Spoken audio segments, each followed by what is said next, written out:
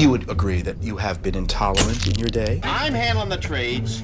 That isn't the way we say it, I have the right to call you in the dugout. And that's not the way it's going to be, George. You're damn right it is, and if you don't like it, you're fired. Yes. You have been incredibly generous in your day? I said another time, he reneged on a contract. There was a lot of money at stake. I got my own foundation. I was the first person. I'm doing stuff in the community, good spokesman for the organization. He wanted to beat me up every day. Well, I don't know about that. A lot of people that has jobs down in Tampa, he met them like at IHOP or different places, and he gives them jobs. You have been harsh? I don't really care. Isn't that funny? I don't really care, Ed, whether they like me. I can't say George Steinbrenner is a great guy. Are you surprised there's been so much conflict and upheaval in these 25 years? Brashness was controversial and carried over to his players, earning the Yankees the title, the Bronx Zoo. Or are you just a magnet for this stuff? He feuded openly with players. He and I just didn't get along. We went at it. I mean, verbally, it got really heated up. I said, I'm going to take you down. He goes, I'm not afraid of you. I said, we'll find out. Well, I don't know if I'm a magnet for it. I want to win. Winning's important to me. It's second. It's second to breathing. Breathing's first, winning's second. For me, he's just the greatest owner of all time. And he briefly was suspended from baseball for trying to undermine star Dave Winfield during a contract fight. We will have a great relationship, and that we're going to go back to a winning basic formula and bring back a championship to New York. Does it hurt to be vilified? In January of 1973, an Ohio businessman, along with 11 other investors, bought the New York Yankees from CBS for $10 million. CBS has agreed to sell the New York Yankees to a group of individuals headed by George Steinbrenner, who's here with me. I wanted a baseball team. I was after the Cleveland Indians because I lived in Cleveland at the time. He thought he had a deal with Vernon Stouffer to buy the Indians, and at the last minute, Stouffer reneged on the deal. Then all of a sudden, out of the clear blue sky, Gabe Paul, I was at a ball game with him on Sunday, mentioned to me that the Yankees we thought were for sale. So I got on a plane, went up, met Mike Burke, liked him very much. He said, I understand you want to buy the Yankees. I said, yes, sir, I do. And he said, are you here with Chinese paper? So I said, I'm here with as much cash as I got. He said, that's what I like to hear. He shook hands on it over the desk, didn't take 5 minutes. And he never allowed lawyers or anyone else to interfere with anything that we'd talked about. He would just say, that was the deal, boom. It's important to me, it's important to all of us, and it's particularly important to New York and to the Yankees that the group that gets behind the Yankees at this point have the wherewithal and the interest to get the kind of job done that the sports writers, that the fans, that the city and the media in New York deserve. Believe it or not, he was kind of quiet and laid back at the beginning, and he said he wasn't going to become real involved with the ball club, and we didn't know who he was. And I knew his name from being from Ohio, but I didn't really know him. I didn't know what kind of pressure he was going to put upon us. I can remember saying, I'm just a shipbuilder from Cleveland. I'm not really going to be involved in the team at all. And I think that was true for the second that he mentioned it. Are you a graceful loser? No, absolutely not. Absolutely not. I'm like a Yankee fan. My foot has gone through a number of television sets in my time. And I said to him, I'm going to put you guys in the championship. Give me 3 years. And I haven't seen the team yet. We had been used to CBS, which was kind of an absentee ownership. CBS had owned the Yankees all those years, and not only weren't they doing well on the field, but they weren't doing all that well in the box office. CBS just didn't seem to care about the Yankees. It was like some old TV show that was in reruns. Oh, boy. I'm Thurman Munson. We're coming on. We're coming on. We're coming on. They better come on. We're coming on. Are you coming out? First day I saw the team, it looked like it should put the team picture as a poster for birth control or something. Once Steinbrenner saw the team in person, he quickly went back on his word. He was not going to be a laid-back owner. I want this camp to run like almost a boot camp. I want it to be strict. I don't want to see long hair. When you put the pinstripes on, you're not just putting a baseball uniform on. You're wearing tradition and you're wearing pride. And you're going to wear it the right way. I have nothing against long hair, but I find it difficult to believe that a ball player can just leave it alone, can keep it neat when he's playing. He quickly committed himself to doing whatever he could to help the team win. And thankfully, there was a solution that was right around the corner.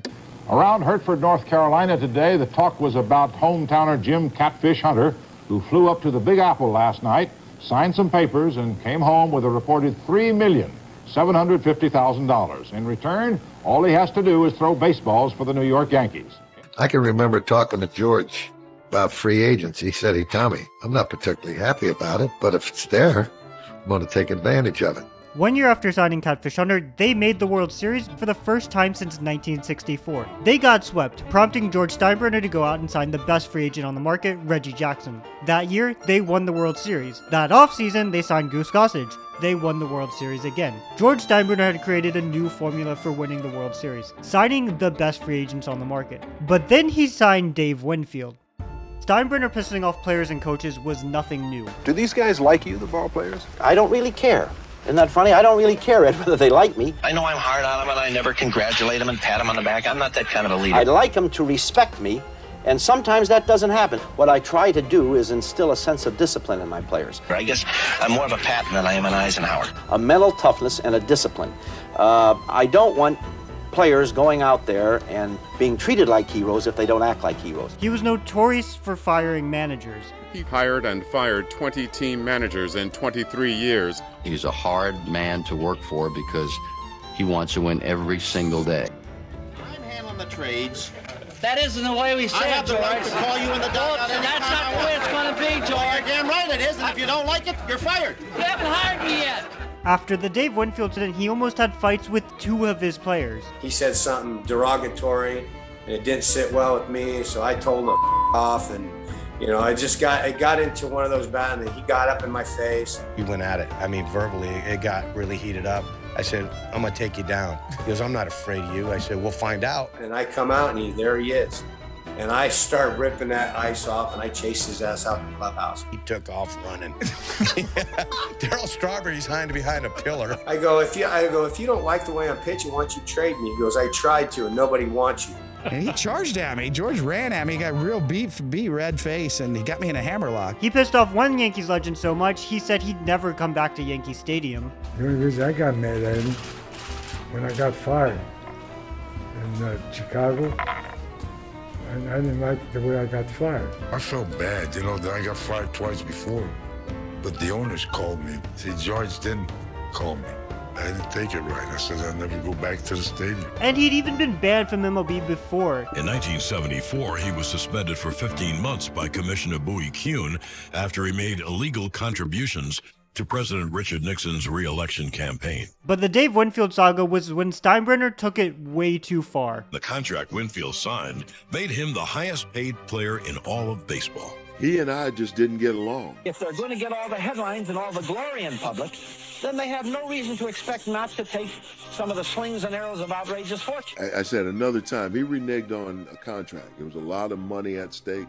He said, I'm just not going to pay you. Steinbrenner thought he was signing Winfield for $7 million less than he was, and when he found out, he resented Winfield. George did not understand the significance of one of the provisions of the contract. The boss contested the clause and asked that the contract be revised, and Winfield acquiesced. This is a guy that came up with the nickname for Dave Winfield, called him Mr. May instead of Mr. October, because Reggie Jackson was known for producing in October, and George Steinbrenner always hated the fact that he felt Dave Winfield didn't produce in the postseason.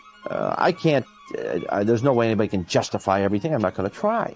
Of course, I think it's been well publicized, Dave, that you and Yankees owner George Steinbrenner have had your differences. Have things been smoothed over at all, or is it still pretty much the same? No, it's pretty much the same, but I try not to focus on it. He's not a central figure by any means in my life story. He wanted to beat me up every day. So it was like a monumental distraction for my career. I don't really care. Isn't that funny? I don't really care, Ed, whether they like me. It ended up being less money for me because I said, I'm going to be here 10 years. And I'm a team guy. I'll work with him and everything else. Every move you make isn't right. I don't know anybody that's perfect in life. I certainly am not, and I'm ready to admit it. So he paid gambler Howard Spira $40,000 to dig up dirt on Winfield to try and ruin his reputation. A pathetic soul named Howard Spira. The ban was for life. York Yankees owner George Steinbrenner had agreed to resign on or before August the 29th as managing general partner of the club. I think the fans must have just heard about George Steinbrenner. They just got the news. Big standing ovation here at the stadium. It couldn't be anything else. I will be, as you know, resigning as managing general partner sometime today. Everybody makes mistakes, and certainly I made my share. Vincent's lifetime ban would be reduced to 3 years. One of the things that I did meditate about or think about was what is most important? Is it when you're there that they love you? And I don't expect my players to love me. I hope they respect me. But the most important thing is when they're gone from you, if they learned lessons that they can carry through the rest of their lives. When he came back, the ball club had already been approved. We looked like we had a nucleus. During the ban, the Yankees were able to take time to draft and develop players like Derek Jeter, Mariano Rivera, and Bernie Williams. There has to be a little bit of turmoil, a little bit of desire to want to exceed and do better. 2 years after Steinbrenner was reinstated, the Yankees made the playoffs for the first time in 15 years. They lost in the first round. In typical Steinbrenner fashion, he fired the manager. The new manager of the New York Yankees, Mr. Joe Torre. People were wondering why George Steinbrenner would pick this loser to manage his New York Yankee ball club. Nobody ever dreamed that Joe would be as great a manager as he has been. The next year, they won the World Series for the first time since 1978. Hayes waits. The Yankees are champions of baseball. This was the start of a dynasty. Brocious, fittingly with a throw, and the Yankees have done it again. Swung on, hit in the air to left center. Bernie trots over. Curtis is there. Curtis makes the catch. Ball game over. World Series over. Yankees win. Gets into one to center. Back is Brian Williams. Steinbrenner continued to spend. George Steinbrenner is still spending money like he's Gordon Gekko drooling over Anacott steel. Once you develop them, George will take them. Is it bad that he has blown the salary structure out of the water? He has the money and he spends it. And a lot of guys have the money and they don't spend it. If the people of this city put their money behind this team, I owe it to them to put it back into the team. And some guys don't understand that in baseball. He really rewrote the rules of how teams compete.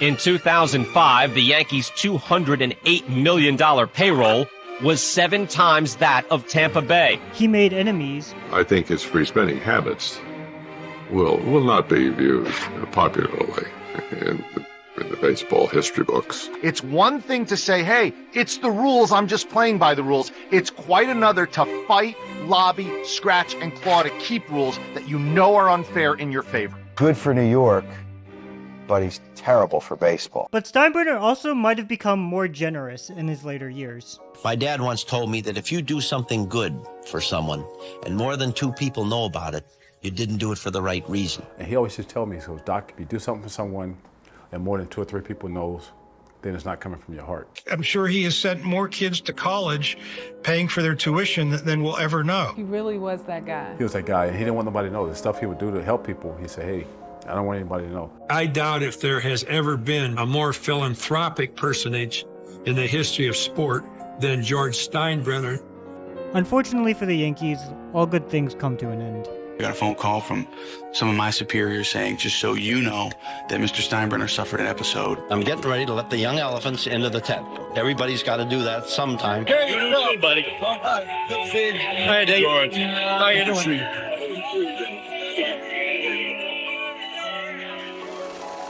This morning, Yankees principal owner and chairperson George M. Steinbrenner III passed away at the age of 80. You can't say enough good things about him. I think most people know him as being this vocal owner, but if you really got an opportunity to get to know him, you realize the great things he did, not only in the community, but with the past players and former players. For me, he's just the greatest owner of all time. Oh, they always say, what would you like to be on your tombstone? What you like people to say? I just like him to say he never stopped trying. That would be good enough for me.